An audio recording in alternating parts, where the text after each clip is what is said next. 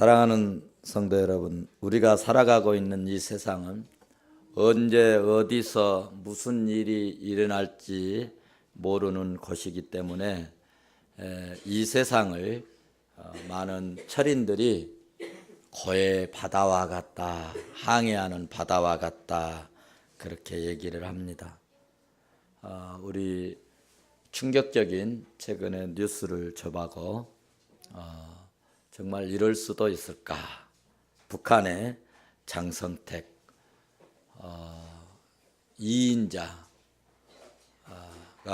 처형을 당했는데, 그렇게 그 강력한 그 권세를 가지고 휘두르는 2인자인데도 하루아침에 기관총으로 죽임을 당하고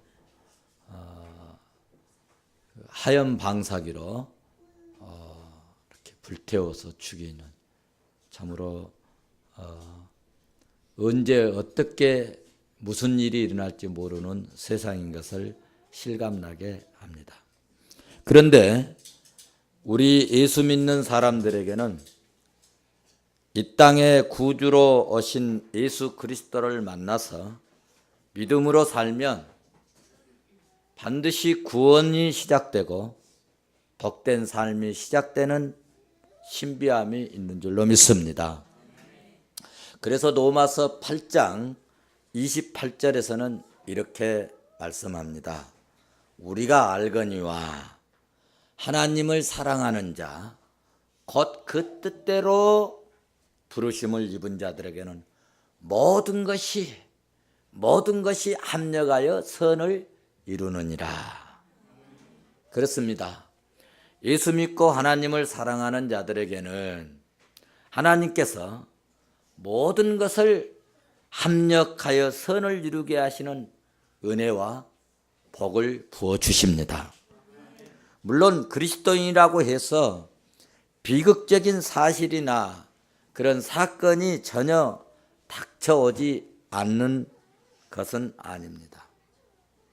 왜냐하면 이 세상에는 사탄 마귀가 권세를 가지고 휘두르고 있기 때문에 그 권세로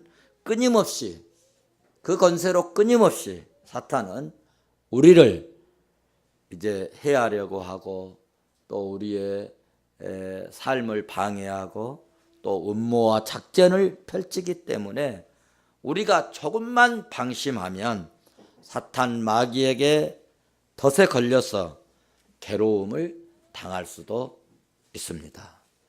우리가 예수 믿고 믿음으로 사는 한 하나님께서는 그런 것들에게 우리가 어려움을 당하고 괴로움을 당하고 고통을 당한다 할지라도 그 어려움이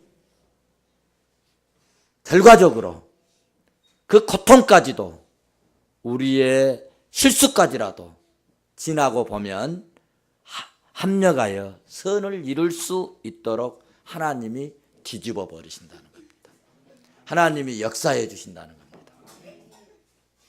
그러니까 잘 되도록 가만히 놔두면 인생이 망할 것인데, 중간에 실수해서 넘어지고 자빠지고 또 깨어지고 실패하고, 그것 때문에 영혼이 살고 믿음이 바로 세워지고 진리의 터위에 서고 바르고 정직한 하나님의 말씀에 붙잡혀서 사는 그런 역사가 일어난다는 말씀입니다. 하나님은 이 역사를 운행하시는 분이시고, 또 하나님은 때로는 바벨탑을 쌓게도 하시고, 또 다 쌓은 바벨탑을 하나님은 일거에 무너뜨리기도 하시는 전능하신 하나님이십니다. 사무엘상 2장에서 가서 보시면, 그래서 한나는 그렇게 고백하고 그렇게 기도하였습니다. 2장 6절에 보시면 여호와는 죽이기도 하시고 살리기도 하시며 스올에 내리기도 하시고 거기서 올리기도 하시는도다. 7절 계속 보시면은 여호와는 가난하게도 하시고 부하게도 하시며 낮추기도 하시지만 또 높이기도 하시는도다. 8절 띄어서 9절 가시 보시면은 거룩한 자의 발을 지키실 것이며, 우리가 예수 믿고 거룩하게 살면 반드시 그 발을 지키실 것이며, 10절은 무서운 말씀이 나옵니다. 여호와를 대적하는 자는 산산이 깨어질지라. 여호와를 대적하는 자는 산산이 깨어질 것이라 라고 말씀을 했습니다. 무슨 말씀입니까? 하나님은 모든 것을 하나님 뜻대로 바꾸시기도 하시고 또 변경시킬 수도 있다는 말씀입니다.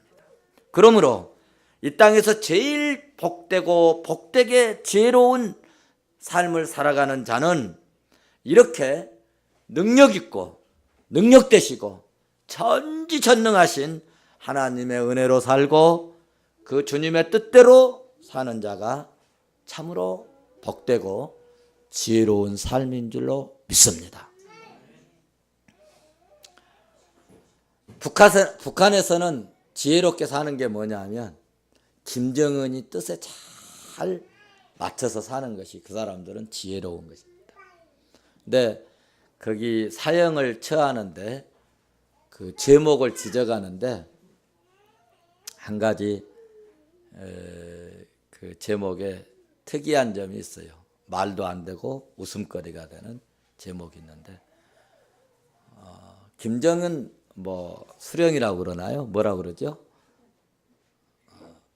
어쨌든 김정은 수령님이 대표님이 국방부 뭐 대표님이 나오셔서 무슨 연설을 하면 자세도 빠르게 이렇게 앉아야 되는데 삐딱하니 앉아 있고, 이거 또 말씀이 끝나면은 박수를 쳐야 되는데 박수도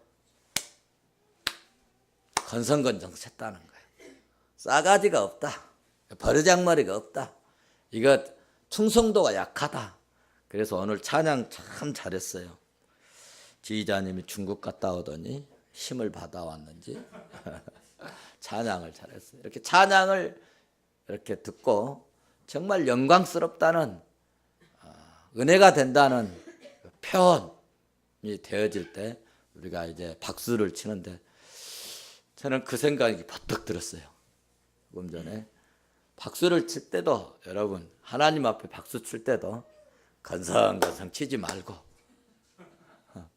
또 장성택이처럼 한 방에 날아가지 말고 박수도 확실히 치고 또 말씀을 들을 때도 자세를 똑바르게 하고 듣는 것이 좋지. 딱 말이죠. 의자에 이렇게 딱 기대고, 우리 교회는 그런 분이 안 계시는데 어떤 교회 가서 이렇게 설교하는데 어떤 분이 의자에 딱 옆에 삐딱하게 이렇게 앉아서 들으시니까 별로 이렇게 보기가 예쁘지 않더라고요. 그런 의미에서 여러분 자세도 바르게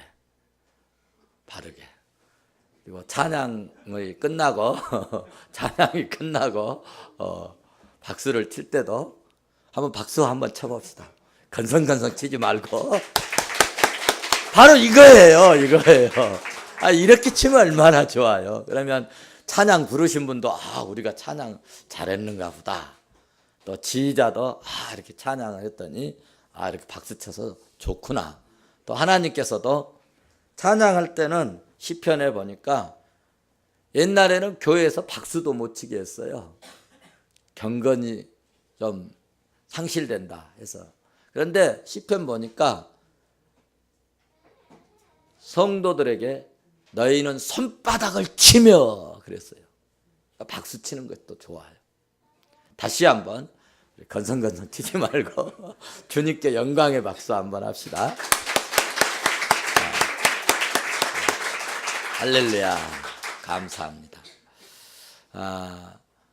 이렇게 하나님을 섬기울 때, 주님을 섬기울 때 우리가 정말 건성건성하지 않고 올바르게 또 정성껏 심려를 기울여서 주님을 섬기면 효과적이지 않을까. 오늘 요한을 대적하는 자는 산산이 깨어질 것이다. 이 한나 우리 믿음의 어머니가 이렇게 이야기를 하고 자기가 아기를 낳지 못하는 불행한 그런 가운데 그런 핍박과 구박과 조롱과 그런 그 억울함을 당할 때 봐라, 나는 여호와를 섬긴다. 그러나 여호와를 섬기지 아니하고 네 생각대로 네 마음대로 지금 뭐 있다고 그러냐? 여호와를 경외하지 않고 대적하는 자는 산산이 깨어질 것이다. 그러더니 마침내 그 여인은 집안에서 쫓겨나는 불행한 결과를 가져오고 자기는 여호와를 경외하고 하나님은 높이 기도하시고 낮추기도 하시고 죽이기도 하시고 살리기도 하시는 전능하신 하나님을 믿었던 그 여인은 구약시대의 가장 훌륭한 아들 선지자 사무엘을 생산하는 복을 받은 줄로 믿습니다. 그러므로 이 땅에서 제일 복되고 지혜로운 자는 이렇게 능력 대신 전능하신 하나님이 주신 이 은혜를 받고 주님 뜻대로 사는 자가 복된 자인 줄로 믿습니다. 요한복음 9장의 2절을 보시면 날 때부터 소경된 이런 사람을 두고 예수님께 질문을 했어요. 선생님, 이렇게 날 때부터 안진병이 된, 날 때부터 소경된 이런 사람은 부모의 죄입니까? 자기 죄입니까? 라고 질문을 했어요. 그때 예수님께서 3절에서 답변하시기를 누구 죄 때문이 아니고 하나님이 하시는 일을 나타내고자 함이라. 주님의 뜻을 나타내고자 이 아이는 날 때부터 뭐가 됐다고요? 소경이 되었다는 것입니다. 그렇습니다. 오늘 우리에게 닥쳐오는 모든 일들이 하나님의 뜻을 이루는 기회가 될 수 있다면 그 사람은 승리하는 그리스도인이요 승리하는 복된 성도가 된 줄로 믿습니다. 우리도 가정은 힘들고 어려워도 끝이 좋고 끝이 복된 승리자 되시기를 주의 이름으로 축원합니다. 축원합니다.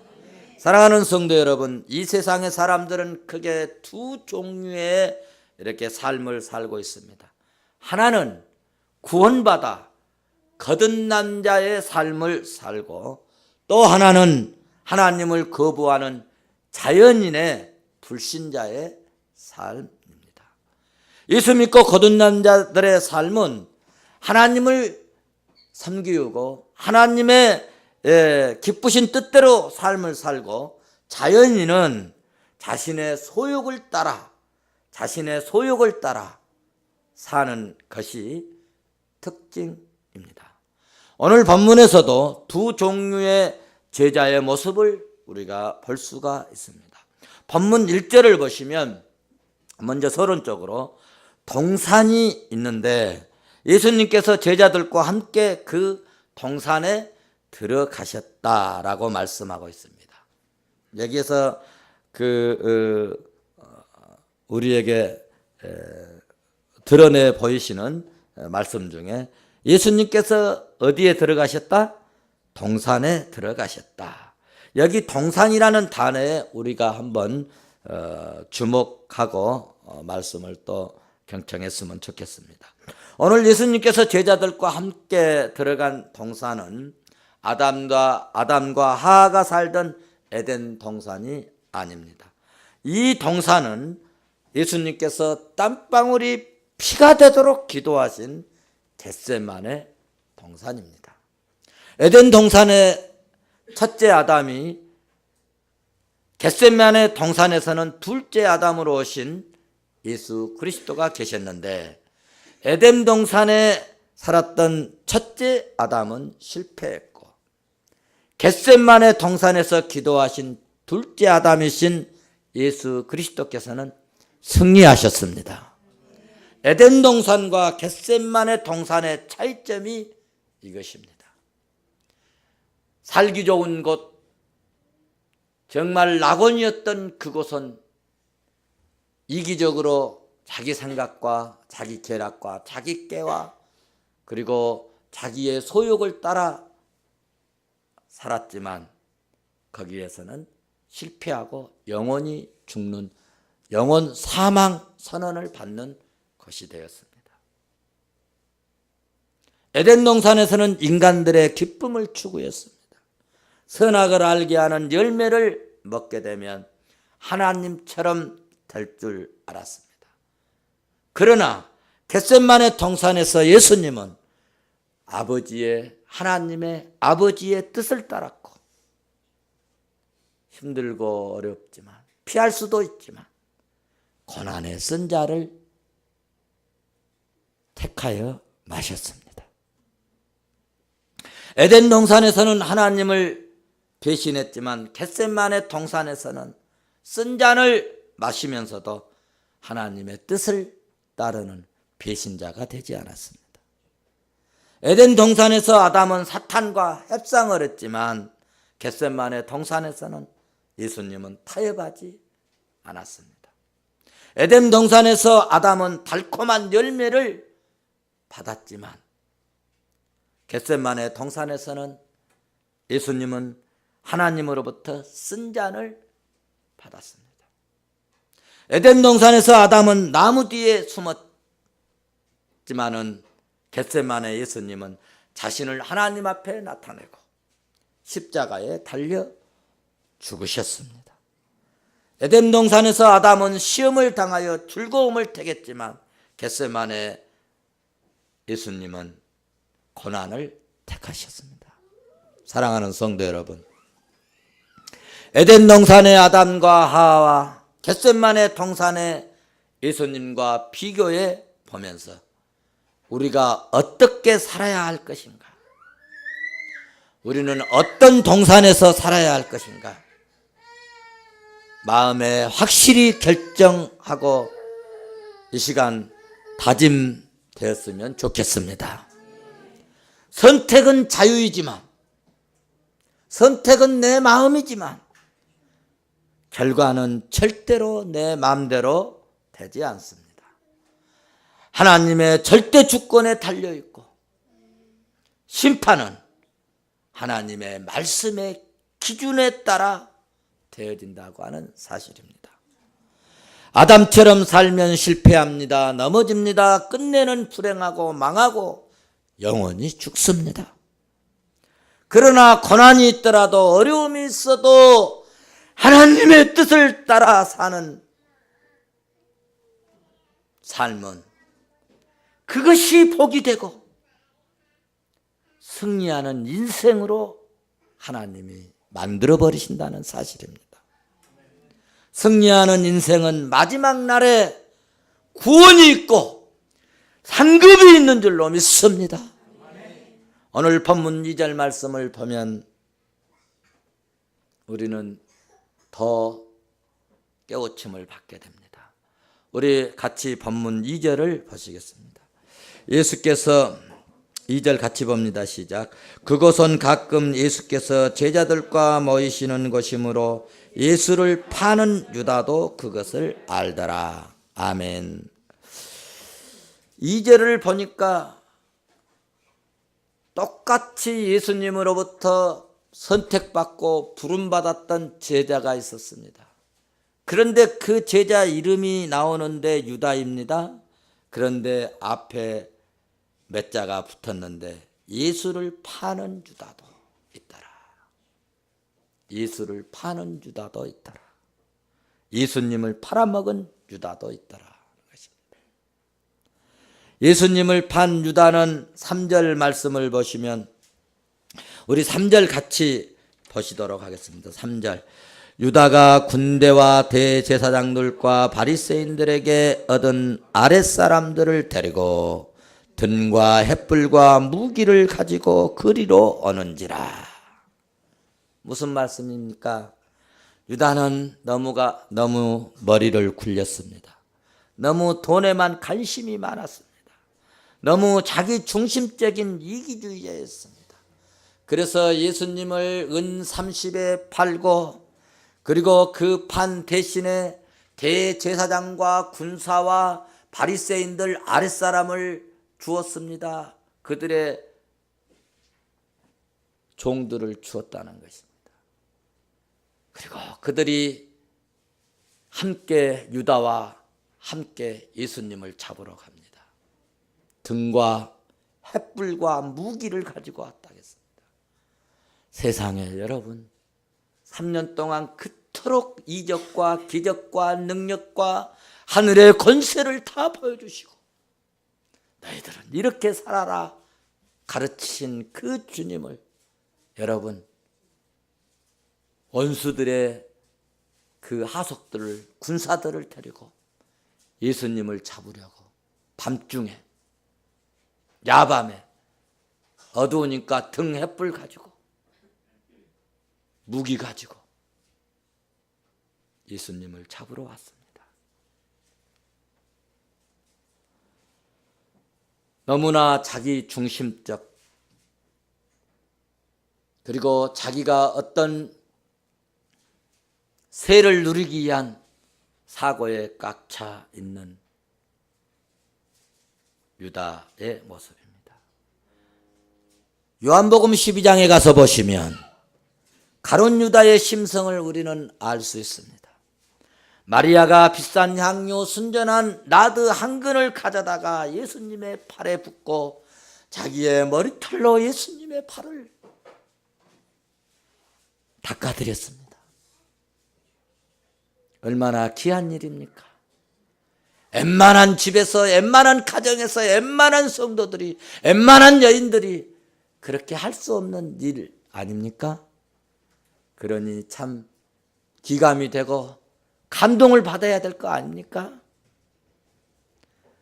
그런데 그 결과 그 집에는 향유 냄새가 집에 가득 하였습니다. 그러나 유다는 그 좋은 향유 냄새에 감격하지 않고 또 그 아름다운 섬김에 대해서 감동받지 않고 5절을 보시면 그렇게 말씀합니다. 이 향유를 어찌 300테라니올에 팔아 가난한 자들에게 주지 아니하였느냐. 굉장히 이웃을 생각하는 것 같습니다. 구제에 앞서는 사람 같습니다. 그런데 그 속셈이 6절에 폭로됩니다. 6절을 보시면 그렇게 말했습니다. 우리 한번 보십시다. 요한복음 12장 6절입니다.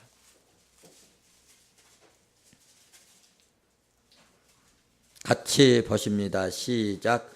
이렇게 말하면 가난한 자들을 생각함이 아니요 그는 도둑이라 돈깨를 맞고 거기 넣는 것을 훔쳐가미러라. 아멘. 그는 도둑이라, 도둑놈이라는 거예요. 그리고 가난한 자들 도우라고 사도들의 당시에는 이렇게 사도들 발 앞에 다 갖다 놓습니다. 그러면 자기가 가난한 사람 돕는다 해가지고 그것 좀 빼먹겠다는 얘기입니다. 그래서 그는 도둑이라. 보십시오. 유다의 마음은 예수님의 제자이면서도 가난한 이웃을 생각하지 않는 사람이었습니다. 오히려 그는 6절에서 도둑이라고 말씀했습니다. 유다는 아주 비신앙적이고 비인격적인 사람이었습니다. 머리가 좋았습니다. 그러나 오늘 본문에서도 은 30에 예수님을 팔고 군사들과 대제사장과 바리새인들과 그 아랫사람 내리고 전도했으면 얼마나 좋겠습니까? 그런데 등과 횃불 무기를 가지고 예수님을 잡으러 왔습니다. 순간은 잘한 것 같았습니다. 그때 순간은 영웅 같았을 것입니다.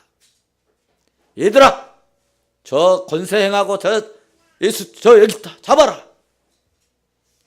영웅 같았을 것입니다. 그때 순간은 자신이 대단해 보였을 것입니다. 자기 뒤에 줄줄이 사람들이 따르고 말이죠. 그런데 그 사람 유다의 종말이 어떠했습니까? 마태복음 27장 5절을 보십시오. 유다의 끝이 나타납니다. 목을 달아 죽습니다. 목을 맺습니다.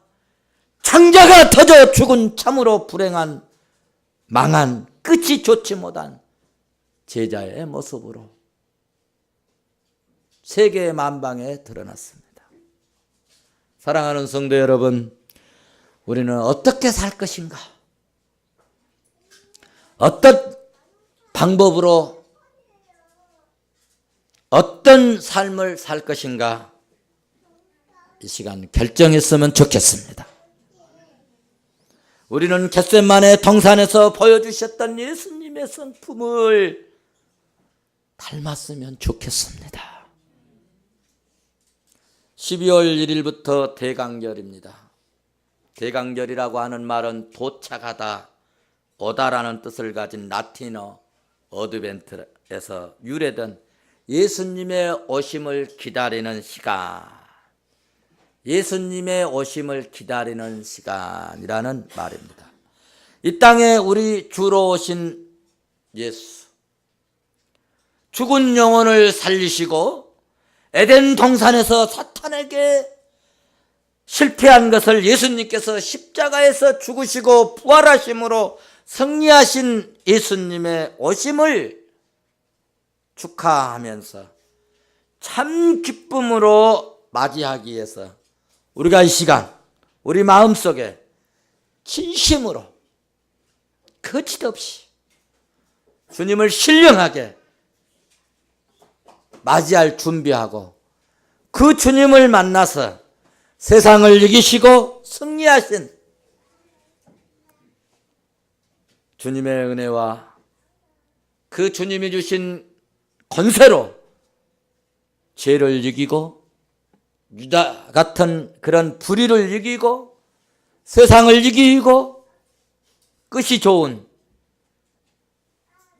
승리에 복된 그리스도인이 되었으면 좋겠습니다. 세상이 너무 강팍해지고 있습니다. 사랑하는 성도 여러분, 세상 사람들이 다 유다처럼 머리 쓰고 잔머리 쓰고 팔아먹고 속이고 도둑같이 산다 할지라도 우리 정직하게 삽시다. 왜냐하면 역사의 끝날이 있기 때문에, 그리고 우리의 종말이 있기 때문에 영원한 세상에서 영원한 복락을 누리기 위한 준비된 삶을 우리 오늘 또 믿음으로 거룩하게 살아가시기를 주의 이름으로 축원합니다. 축원합니다.